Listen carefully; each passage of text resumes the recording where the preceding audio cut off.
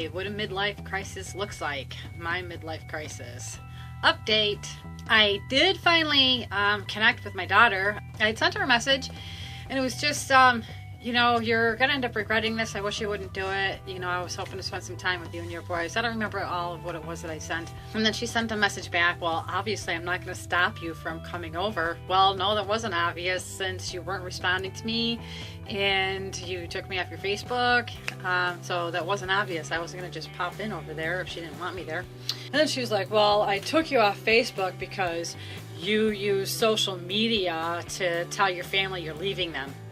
I'm not leaving the family. Like, I live by myself. Who am I leaving? Stop. None of them come to see me ever. Whatever. It's not going to be a whole lot different. And then she said, and I still haven't even told my boys yet, I don't know how I'm going to break their little hearts like that. I figured I would let them know. And breaking their hearts, you know, they're going to be bummed and sad and everything, sure, but it's not like I'm dying. I'm going to pop in there before I leave at my daughter's house, spend a few days. I don't know if I'll do any vlogging while I'm there. She'll get bent, I'm sure, if I do. So I'm gonna be there and play with the boys. Yay!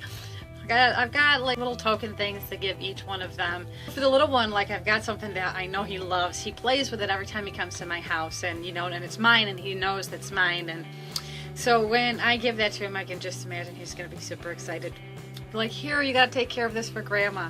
And then my other grandson, there was just some beautiful thing that he had picked out for me, and I don't want to take it with me because I'm just sure it's gonna get smashed anyways. It's very fragile. And so I'm gonna give that to my other grandson and be like, you need to take care of that for me. So I said to my daughter, I go, you need to let me know what you want. She's like, I don't want anything. So my other daughter was a little upset about that. My younger daughter said, well, fine, then I'm taking the face. And I said, I had no idea you wanted it. She goes, oh, well, I never wanted it. I think it's ugly. She goes, but if my sister's going to be like that, then she doesn't get anything. That includes the face. My older daughter's been asking me for that face since the day I got it. So I'll let them battle when I'm out of here. Ex-Psycho got a hold of me over the weekend, yes, and informed me that no, he's not going to be able to take care of the car. He gave me, I feel like excuses. He can't do this because of that and the other thing. So I think really, like, he's, I don't know, maybe he's feeling kind of guilty if he was to do something for me, because I believe he's got a girlfriend, or I don't know if, like, if he figures it would hurt or whatever it is. So, which is fine. It's no big deal. If you can't do something for me, just say, no, you can't do something for me. I just, like, why do you feel the need to make up these stories? So some things never change. Oh well. The stuff that was hard to get out of here, the dishes and the crock pot and those kind of things, I actually found someone. So much is gone. I look around and I just, oh wow, I still have a boatload of footwear. Oh, what am I gonna do? I'm gonna need 2 boxes for that. I guess I'm a shoe horse. I'm not as bad as some. I know there's some people that have like 80 some odd pair of shoes. I probably only had about 50 or 60. So I texted other friends to let them know, spent some time with different people different times, and that's been pretty cool. I did finally called to schedule the shut off for the power, the internet, and all that other stuff. So that's all scheduled to go off for April 1st. Midlife crisis kind of stuff. I started thinking, like, okay, so I'm gonna go to Florida and I'm gonna land there and be there for a while. I'm thinking, like, I at least gotta make some money, right? So I can save up some money.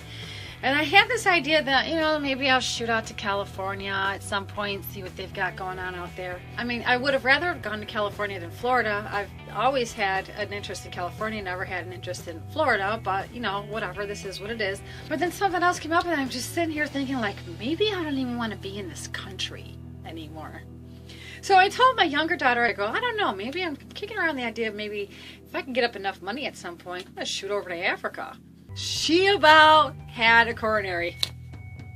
Her panties definitely got in a twist. You're not leaving the country. You're not going over there. You'll die. You get sick and die. Do you know how hard it is to get over there and how much harder it is to get back? You're going to get malaria and blah, blah, blah. I said, well, I'll get vaccinated before I go there, and I'm sure they're going to vaccinate me when I come back. She's like, it's so hard, it takes so long to get back. I go, okay, so they'll keep me in quarantine for a while, see I'm not diseased, and then let me in. I don't know. But there was just this idea, like, me, I know I don't want to stay in my state, and maybe I don't even want to stay in the country. I just wanted to just explore. But anyways, I think, well, this midlife crisis has really got me spinning everywhere, because I've got this idea in my head that I'm not limited to anything. Like, the whole world is available to me. I can do anything I want. I can go anywhere I want. I can be anything I want. So that just opens up a whole huge world. So I think I'm just kind of like a little kid in a candy store. I want everything. I want it all right now. But then when you tell that little kid in a candy store, well, you only got $1.50 to spend, so choose wisely. So I only have about 20 years to spend, so I need to choose wisely. So right now I'm just going to get excited about all these many different ideas and things that I can do, and then narrow it down within the 20 years I've got left, kind of like, what do I want to do first? Maybe I got enough time to do everything, but what do I want to do first? I still get some feelings of anxiousness, because there were a couple of times it happened, oh my God, I'm going to be so far away from home. Then I thought, wait, I'm just going to get a new home, or I don't want a home. I don't know.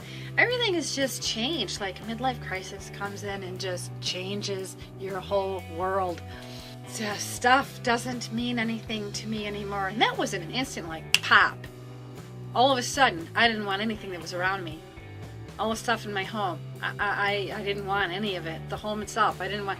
All of a sudden, none of it was important. And I'm like, why am I surrounded by this? I don't even want it. I want to clear my space. As things are getting out of here and leaving, and my space is becoming more and more clear, I think I get better and better. I thought, you know, it really is so kind of like difficult to use any sort of creative thinking when you're so surrounded with stuff. Your environment around you is going to dictate what's going on in your head. So if you have a lot of stuff around you, even if it's organized, you're going to have a lot of stuff in here. But if your environment is clear, this is going to be clear. And when this is clear, you can do all kinds of things with it.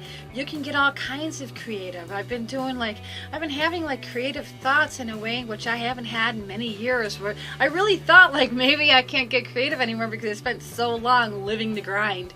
Because, you know, if you don't use it, you lose it. But I didn't lose it. For me, I think it's all about what's around me. And I'm thinking, like, the drive down there, this is really going to be open space, and that's going to really like help. Maybe at some point in my own room, and I'll have nothing in there but a bed. That's it. Just something to sleep on, because I don't need stuff. I don't want stuff. What I want and need is just experiences, and the things that I want to experience doesn't really require be surrounded by stuff in my everyday.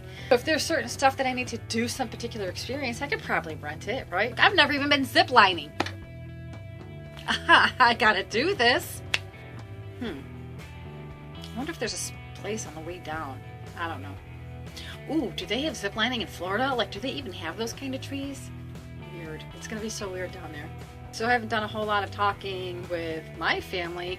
I think for my dad it's kind of excusable, because moms and dads, like, they're not supposed to call their kids. The kids are supposed to call them mom and dads, and that's just the way things have always been in our family. So that I haven't gotten a call or anything from my dad. He responded to something on my Facebook. Like, that's good. That's enough. So I think, like, I excuse him, and I'll just stop there and chill with Dad for a day or two on my way out of here. I think he's probably feeling a little bit upset, because we'd like have a lot in common, him and I.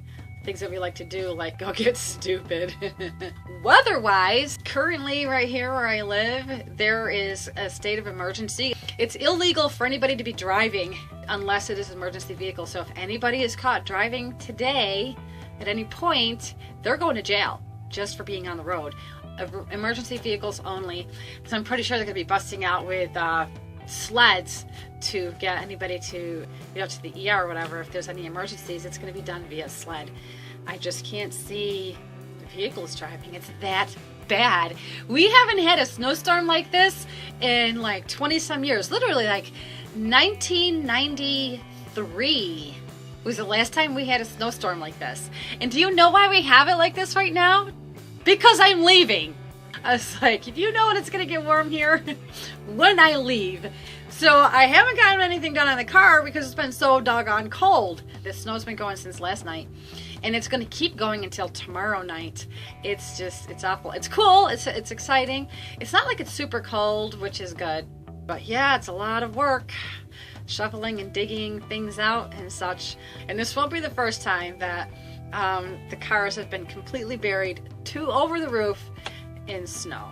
So this is what we've got going on right now. And with this weather, I'm like, it's beginning to feel a lot like Christmas. Let's get up a Christmas tree here.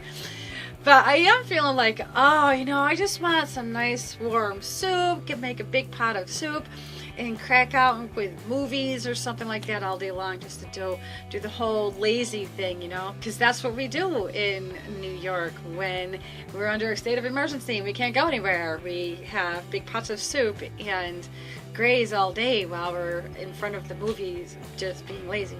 So I literally just have to wait for the car, like, and it's not even like it needs a lot. Like, I want it looked at just in case and check all the fluids and maybe like a tune-up to get the oil changed and everything.